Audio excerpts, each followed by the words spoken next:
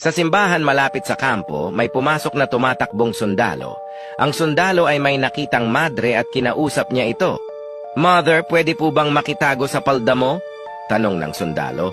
"Gusto po kasi akong ipadala ng mga opisyal ko sa Mindanao. Ayoko pong pumunta ng Mindanao."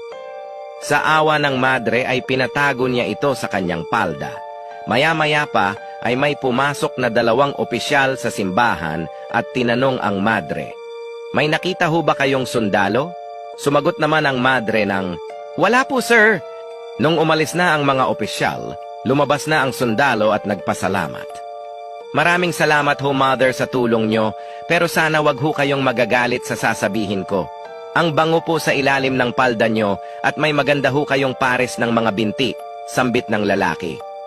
Sumagot naman ang madre ng, "Kung tinaas mo pa yung tingin mo, may makikita ka ding magandang pares ng itlog. Ayoko din pumunta ng Mindanao.